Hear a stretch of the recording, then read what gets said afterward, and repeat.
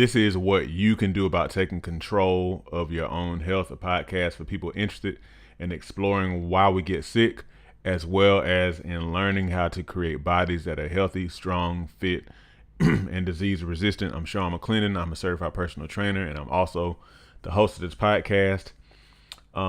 Thank you for joining me. Oh yeah, and I'm also an author and a health and fitness enthusiast. When I say health and fitness enthusiast, I mean I'm just somebody who likes to study about, learn more about, and implement things that are related to health. Okay, all right. So let us get into the topic that we're going to talk about today. Today we're going to talk about why your gym membership isn't working for you. But before we get into that, the featured book for today's episode is 8 Weeks to Transform Your Diet and Your Health, so you can have the best exercise routine in the world. But if your diet is off, one thing is guaranteed: you won't see results. So in my book, 8 Weeks to Transform Your Diet and Your Health, I've created an easy to follow set of eating habits for you to adopt over 8 weeks, not 3 weeks, but over 8 weeks to boost your health, promote fat loss, and get the most out of your exercise regimen. So if you're finally ready to know how to eat to get results, this workbook is going to be for you. So make sure you look in the description, click the link, get the copy of your workbook, and be led through 8 weeks of eating transformation that is going to make you healthier, help you to lose the fat that you want to lose, and eat and to have a healthier diet. Okay. All right, so let's get into this. This is something that came across my mind actually, I want to say maybe yesterday afternoon. So there was a 2016 article in USA Today or online, and it gave the staggering statistic that 67% of gym memberships are unused. 67% of gym memberships are unused. So if you think about that, think about that as a fraction. So like, think about all the gyms that are in your area. Particularly, this is true if you live in a city. I know here we have a ton of gyms here in Macon, Middle Georgia. I can think of 1, 2, 3, 4,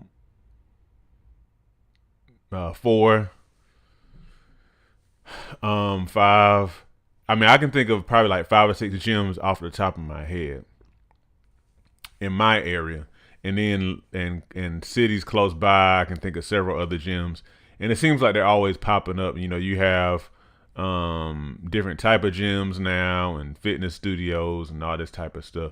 Now, I will say there's some nuances to what I'm going to say here, but I'm mainly talking about like your average run of the mill gym. But think about the many people who join gyms. You may be one, and I'm not criticizing you at all. I love gyms. I do. I really do. It's almost like being in a toy store. But think about all the people who are in your gym if you have a gym membership. And then multiply that by, I don't know how many gyms there are, but I'll give you a different statistic. So I saw this, I didn't copy it down from my notes for this episode, but I saw something that said something to the effect of $394 million worth of gym memberships, unused gym memberships, $394 million worth of unused gym memberships. That's what's occurring here in this country. And I don't remember what year that statistic came from. Like I said, I didn't copy it down, but that is a staggering amount of money. To put that in, let me see. So that's if I can remember, the population of America right now is, I haven't checked it in a while. I think it's somewhere between 350 and 400 million if I remember correctly. But that would be roughly almost a dollar for every person that lives in the United States. Excuse me, that is a lot of money. A lot of money that is just going down the drain. And the reason why that happens is because the gym does not change you. And you probably know where I'm going, But I really want you to really listen to this and understand, because I think that there's a nugget that we can all use in this podcast. The gym doesn't change you. The gym has a lot of stuff that has the potential to help you to get to a different place in your body, from free weights to machines, and different other kind of contraptions, and elliptical machines and treadmills and exercise bikes and plyometric boxes, and it might have a sauna room in there, a studio room where you can do like yoga or Pilates or something like that, and swimming pool, all these different type of things that gyms may have. But that stuff is not going to change you. And the reason why I say that is because for that stuff to, quote, change you, you have to use it. And get this, you have to use it consistently. You got to use it consistently to get results. Okay? So that is the key. If you really, really want to, if you want a gym to change you, if you want to get changed, let me phrase it differently. If you want to be changed as a result of going to the gym, you have to use it. But the thing is, and gym owners know this. They know, especially around New Year's time, that a whole lot of people are going to join the gym. They're going to join the gym and be there around all the grunting and the iron, making all these loud noises and stuff like that when the weights clank together. They know that a lot of people are not going to use the gym, and so that's just kind of like free money for them. Okay, and so we are just wasting money. At least a lot of us are. But you got to consider this. For a gym membership to be worthwhile, you have to be a certain kind of person on the inside. If you're somebody who's not really used to working out, you got to become the type of person who works out. Now, sometimes joining a gym might be enough of a push for some people to start working out. Okay. And that's probably going to be the type of person who it took them a lot to actually spend the money. And they're paying like a pretty significant price for their gym membership. And I've even heard, like with Planet Fitness, for example, is known for having very low gym membership rates and whatnot. And so a lot of the money they make is based on just the volume of people that they sign up. A lot of whom don't use the gym, and so just think about that. They can charge, decent gyms, and they can charge a whole lot of money, because they don't have a whole lot of people who are going to actually use that gym, but they got a whole lot of people who like those low prices and who won't necessarily miss the money. And so they take advantage of that. I mean, and quite frankly, it's like, it's a pretty savvy business model. But you don't want to be that type of person who's just, and I don't really have anything against Planet Fitness at all. But my point is, you want to be the type of person who, wherever you decide to work out, whether it be this gym, that gym, home gym, or no gym, you want to be the type of person who's going to make the most of whatever your situation is. Okay. And not just be kind of like the just the spoils for another organization, for their business model and whatnot. But you got to be different on the inside. You have to become different to not waste your money, waste your time, and then just see your health pass you by if you're going to get a gym membership. Okay. So think about this. If you join a gym, they have everything you need: classes, weights, cardio machines, all that type of stuff. And say that you spending the money, it's easy for you to kind of miss that and miss a whole lot of sessions and whatnot, because for some reason money is not that big of a kind of like a trigger for you as far as like going ahead and doing whatever you need to do. Then you need to find something else. The first thing that I want to encourage you to do is you need to create new habits. And I know that is kind of like the obvious answer, but like really think about that. For you to become the type of person who will use a gym membership or just work out in general, you got to create new habits, because the thing is, whatever the habits are that you have, those habits are causing you to always kind of like throw your fitness to the wayside, to put it off, to skip going to the gym, to skip doing whatever you need to do because you like, I'll do that later. That's a bad habit. That's a habit that will keep you from being healthy, and it'll also help. It'll also have you erroneously thinking that you got time to kind of be like, just kind of like halfway in there, as my pastor says a lot of times, having that hokey pokey spirit where you got your right foot in and your right foot out, where you're not really committed. So you have to become that type of person, and this is why a lot of times, like a lot of what people tend to recommend, trainers and nutritionists and different people who are in the health and fitness realm, they often encourage the adoption of very small habits at first.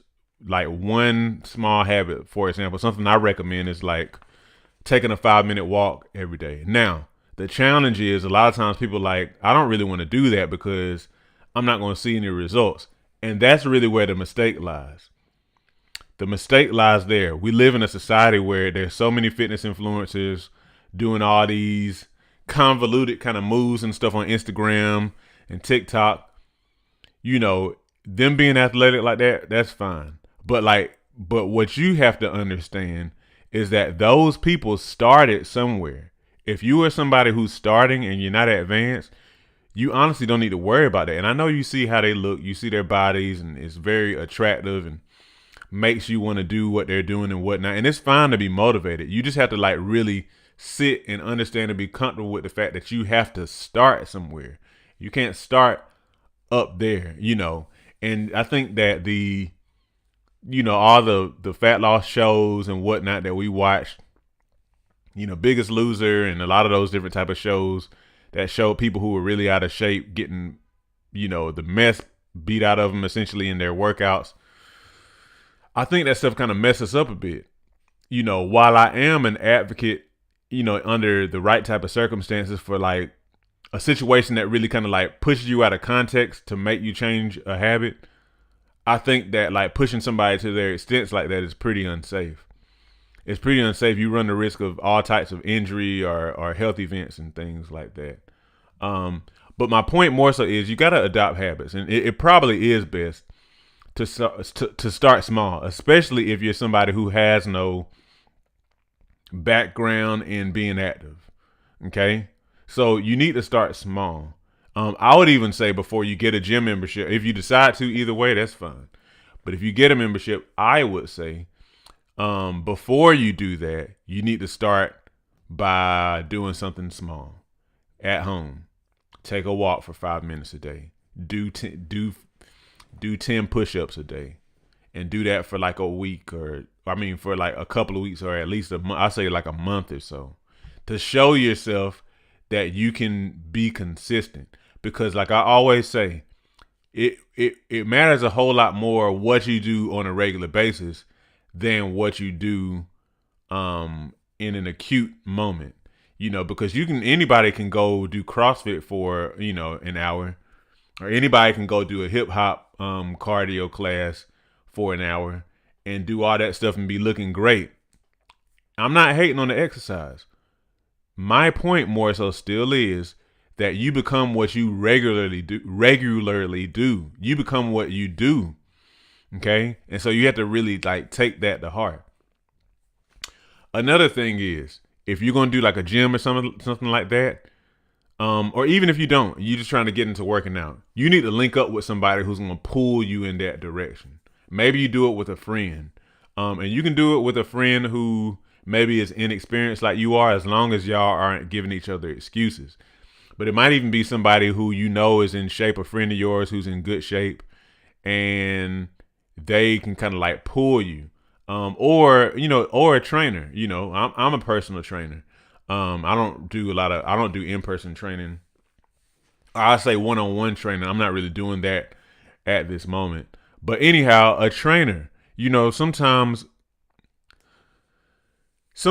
you need to do that kind of thing. And even me, like because I'm kind of the type of person who I've always been active. I've always been active. I worked out with my dad. I did track in high school. Play pickup basketball, do my own calisthenics workouts and stuff I've done all my life. And so this stuff kind of comes natural for me. So part of me is like, well, I don't know if I would really pay a trainer. And when I think about it, it depends on what I'm doing. If I'm shooting for a certain type of goal, maybe I would. But my point more so is sometimes you need somebody. And we let the cost tend to kind of be like a prohibitive kind of factor for us. But sometimes you need somebody to push you because why? It's because you have these bad habits and they're like really stuck in your subconscious mind. It's like those things that you do without really thinking about them. And so sometimes you need somebody who's going to push you past those bad habits. Sometimes sometimes it's just like so difficult. I won't say you're not able to do it, but it's like very difficult and like maybe you won't do it. You see what I'm saying? Another thing is getting out of your context. And so this is like whenever you have somebody like, I guess like even like the Biggest Loser is an example, or other type of things where you'll literally be taken from whatever your norm is to an entirely different situation. Kind of makes me think about like when young people go to into the military and they go to boot camp and and then you see them after they graduate and they're all svelte and fit and trim and all this type of stuff because they were forced into an environment where they were working out every single day. They were eating in a very regimented manner, marching and all this type of stuff. That's all they did. So their context was changed and they were literally forced into becoming a certain type of person. Now, think about this, especially with that boot camp example. And take this to heart so you don't waste your money on a gym membership. I'm not mad at gym memberships. I think they're great as long as you're ready for them. But if we're honest, and I'm talking to myself too, if we are honest, we often need something to force us into a new way of living. I know in the church we talk about, trials and tribulations and all that kind of stuff. And, but the truth is as much as we don't like to admit it, those things a lot of times will kind of like cause us to get out of a rut. I don't believe that you always got to go through something real serious and whatnot, but I think sometimes we kind of allow ourselves to kind of get to that point where that's the only thing that will change us. But the truth is, as humans, we're stubborn. We're addicted to comfort. That's kind of like in our nature. It's a big part of our society here in America. Comfort is a huge part of our society. And we're addicted to comfort. And so, a lot of times we need something to force us out. For some people, if you're joining a gym, you paying that money is going to be an incentive for you. For some people, obviously, if 67% of gym memberships are unused, that means that's an incentive only for about a third of people who go to the gym. Okay. Now we're not even going into how much people use those different gym memberships. We're not even talking about that. But like about 2/3 of gym members don't use their stuff. So the money's not really like a strong enough push for them. So you have to find something that pushes you because you have to change the type of person you are.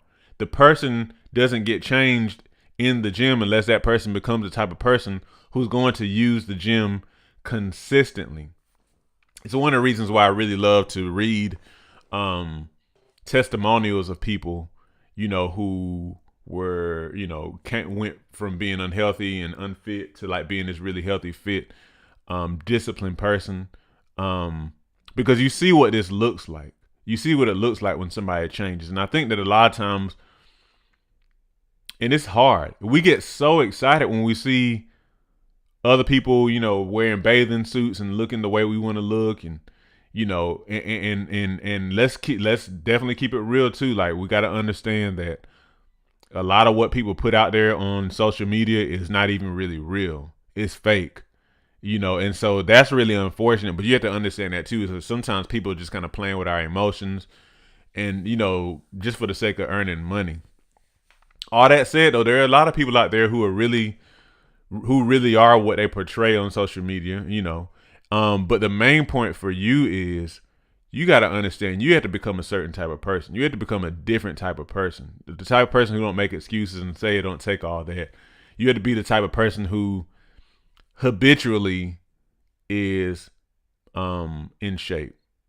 And I'll tell you this and I'll let you go. One of the ways you'll know you're that type of person is when you have a healthy habit, and when you actually don't do that thing, you feel like you're missing something. And so that's kind of how it is sometimes for me. Like even this week for me, and I'll just be transparent, it's been jacked up in regard to working out. So I may have gotten a couple little small workouts here and there, like literally a couple, like 2 small workouts, because I was getting work done in my house and having to be in the house and all that type of stuff. So I just kind of been feeling like, man, all week. And then I was supposed to get my walks in the morning. Now that was probably due more so to laziness, if I'm honest. But anyway, that said, you start to feel like you're missing something. You don't get in a lot of vegetables and all those type of things. You start to feel like not only you're missing something, but you start to feel the differences in your body. And a lot of people haven't really done healthy stuff enough to kind of feel the difference. Anyway, I don't want to go down that rabbit hole because I'll end up, giving a whole podcast worth of additional information. But the main thing is, don't be a statistic. At least not this type of statistic about the 67% of gym memberships. Become the type of person. You might need to start small with a small habit, even though you see the people on social media, or even though whatever you want results now. Start small and show yourself that you can be consistent, and then move forward. Trust me. I know this from my own personal experience, my own life, my own body, as well as from personal trainer experience, giving people results. I've seen the people I've trained who were consistent and did the things. And I've seen the people who, were kind of consistent, but they kind of were making different kind of excuses, really, to be honest, because of their habits and their comfort zone being disturbed and whatnot. You got to get out that comfort zone, man. This is so cliche now, but it's very true. You got to get out that comfort zone. All right, y'all. So I'm gonna let that be it. This does it for this episode of what you can do about taking control of your own health. Share it, man. I want to hear from y'all. Do you use your gym membership? Okay. If so, how much do you use it? Be honest. No judgment here, but I do want to encourage you to not be, like I said, a statistic. Share, subscribe to this podcast. Make sure you get a copy of my book, 8 Weeks to Transform Your Diet and Your Health. And that does it. Always remember that your doctor is not responsible for your health. You are. God bless you.